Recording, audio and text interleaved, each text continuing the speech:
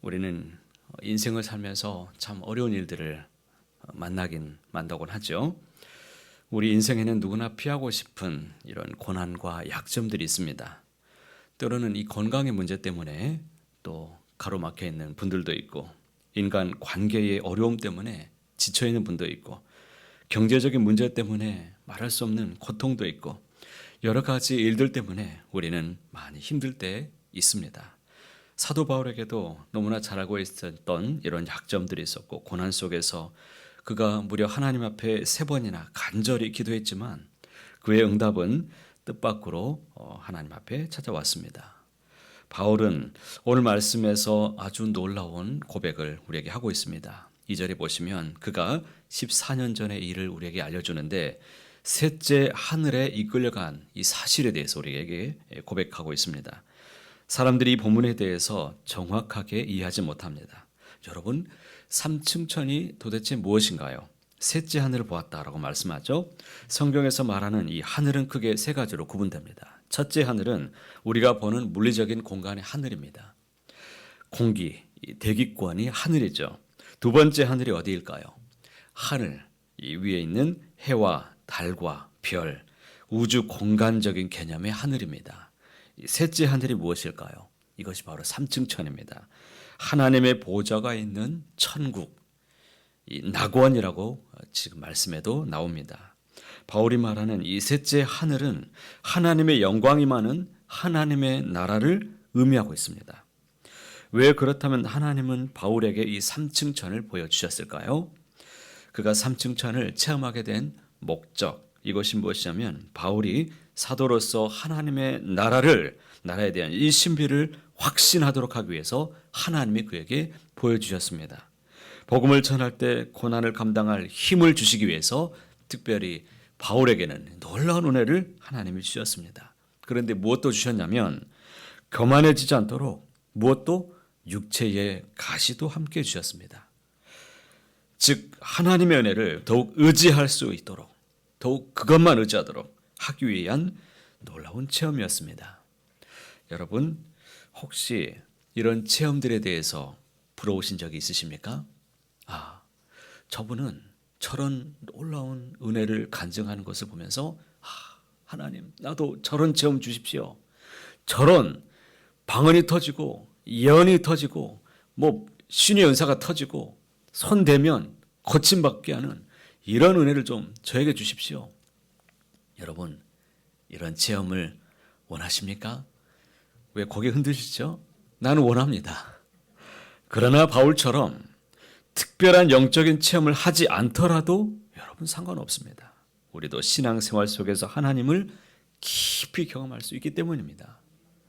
우리가 추구해야 될 신앙의 목표는 체험이 아니라 하나님과의 관계에 있습니다. 이 관계가 더 중요합니다. 바울이 삼층천을 보았지만 무엇을 더 많이 자랑합니까? 그것보다도 예수님을 아는 것이 가장 중요하다고, 이것이 가장 고상한 지식이다라고 자랑했습니다.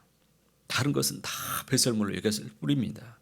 성경에서 요구하는 것은 놀라운 은혜를 받았다면 오히려 교만을 경계하라고 우리에게 수많이 가르쳐줍니다. 바울도 큰 계시를 받았지만 내가 그것을 자랑하지 않겠다라고 부득불 이렇게까지 강조합니다.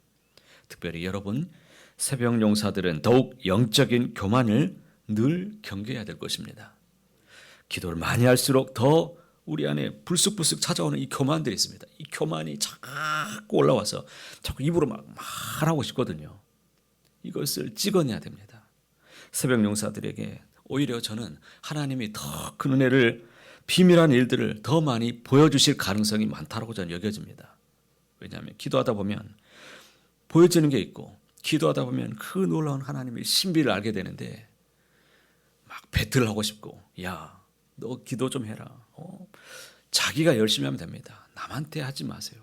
자기가 기도하고 하나님과의 관계성 속에서 더 깊이 들어가고, 그럴수록 더 올라오는 이 교만을 꺾고 은혜 자리로 들어가서 겸손하게 낮아져야 될 것입니다. 자랑하는 것을 기뻐하지 않으시길 바랍니다. 삼층천을 보여주신 것은 천국의 소망을 품고 살아가도록 하기 위해서 바울에게만 특별히 하나님 주신 것이죠. 삼층천은 실제 존재하는 하나님의 나라입니다. 바울이 그것을 보았기에 그 어떤 고난도 능히 이겨낼 수 있었고, 그가 지쳐서 탈진해서 쓰러졌던 그 순간에도 그 천국 때문에 천국을 소망하면서 끝까지 믿음의 선한 싸움을 이겨나가며 살았던 것인 줄 우리는 믿습니다. 육체의 가시가 정확히 무엇인지 성경은 말하고 있지 않지만 이 신체적인 질병일 수도 있고 또 지속적인 박해와 어려움일 수도 있습니다.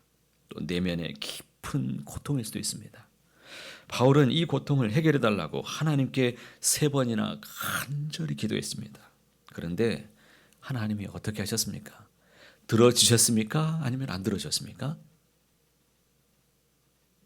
속삭이시는데 안 들어줬다고 지금 보니까 한 10몇 명 얘기하네요. 여기서 중요한 진리를 우리가 배울 수 있습니다. 하나님은 우리의 기도에 즉각적인 해결이 아니라 더 깊은 은혜를 주실 때가 훨씬 더 많습니다. 우리는 하나님이 이 기도를 들어주지 않았다라고 그렇게 이해하고 알고 있지만 아니요. 하나님이 들어주셨습니다. 어떻게 들어주셨을까요?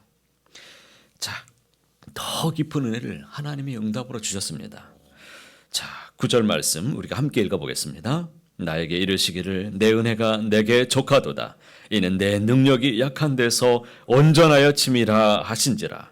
그러므로 도리어 크게 기뻐함으로 나의 여러 약한 것들에 대하여 자랑하리니 이는 그리스도의 능력이 내게 머물게 하려 함이라.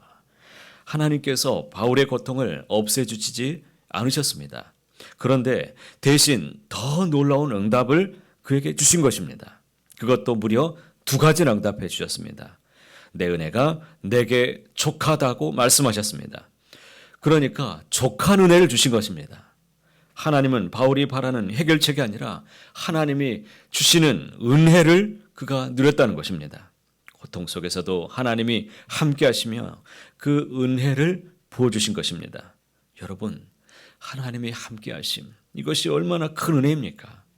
누군가 나를 도와주어서 행복한 것이 아닙니다. 하나님과 그 깊은 교제 속에 있는 것, 그 교제 안에 그 관계 속에 내가 살아가며 누리고 있는 이 축복을 여러분 놓지 않길 바랍니다. 잃지 않길 바랍니다. 그 참 행복을 날마다 누리며 살아가시기를 간절히 소원합니다. 2번째 주신 응답이 무엇입니까? 내 능력이 약한 데서 온전하여 진다는 것입니다. 세상은 강한 사람이 성공한다고 말하지만 여러분, 하나님은 약한 자를 통해서 더욱 강하게 역사하시는 분이십니다. 모세는 말을 잘 못했습니다. 그러나 이스라엘을 넉넉히 이끌 수 있도록 하나님이 능력 가운데 함께해 주셨습니다. 다윗은 연약한 소년이었지만 그 순간에도 골리앗을 무찌를 수 있도록 하나님이 무너뜨려 주셨습니다. 바울은 육체의 가시가 있었지만 위대한 사도로 하나님께서 능력을 주셔서 감당해낼 수 있도록 주관해 주셨습니다. 우리의 약함은 하나님의 능력이 많은 놀라운 통로였습니다. 우리는 약하지만 우리 안에 계신 하나님은 능력이 많으신 분이십니다. 이 세상 험하고 나 비록 약하나 늘 기도 힘쓰면 큰 권능 얻겠네. 주의 은혜로 대속받아서 비와 같이 붉은 죄 눈같이 이겠네. 내 안에 계신 그 십자가의 능력으로 늘 승리하시기를 간절히 주님의 이름으로 축복합니다. 바울은 자신의 고통과 약함을 부끄러워하지 않았습니다. 오히려 이렇게 선언하지요. 10절 말씀도 함께 읽어보겠습니다. 그러므로 내가 그리스도를 위하여 약한 것들과 능력과 궁핍과 박해와 권고를 기뻐하노니 이는 내가 약한 그때의 강함이라. 왜 바울이 기뻐할 수 있다라고 고백합니까? 고난이 하나님이 함께 하시는 놀라운 증거였기 때문입니다. 약할 때 오히려 하나님이 그 놀라운 능력이 내 안에서 강하게 역사하시는 것을 보았기 때문입니다. 우리가 약한 그때에 우리는 하나님의 은혜가 더욱 선명하게 드러나는 것을 보게 됩니다. 오늘 말씀을 다시 한번 정리하겠습니다. 내 삶의 가시도 하나님의 계획 안에 있다는 것을 보실 수 있기를 바랍니다. 혹시 고통받는 문제가 있으십니까? 건강으로 약해지신 문제가 있습니까? 물질의 문제 때문에 고통 중에 있으십니까? 아니면 자녀의 문제입니까? 바울의 육체의 가시처럼 우리의 문제도 하나님의 선한 계획 안에 있다는 것을 꼭 믿으시길 바랍니다. 해결되지 않은 기도에도 하나님의 응답이 있습니다. 하나님은 노라고 응답하시는 대신에 무엇을 주십니까? 더 크고 놀라운 깊은 은혜를 우리에게만 특별히 더해 주시는 게 있습니다. 우리의 영안이 열려져서 이 더 크고 깊은 이 은혜를, 하나님의 음성을 더욱 들으시기를 바랍니다. 여러분, 말씀에서 답을 꼭 찾아내시길 바랍니다. 세 번째, 주신 은혜가 무엇입니까? 나는 약해도 하나님은 강하시다라는 것입니다. 나의 한계가 드러날 때 오히려 하나님이 그 한계 속에서 놀랍도록 일하시는 것을, 우리 하나님의 능력을 경험하시기를 바랍니다. 혹시 지금도 기도해도 해결되지 않는 문제 있다면 그것을 통해 하나님의 음성을 들으십시오. 내 은혜가 내게 족하도다. 내 능력이 내 약함 가운데서 온전하여진단다. 꼭 기억하시고 오늘도 승리하시기를 주님의 이름으로 간절히 소원합니다.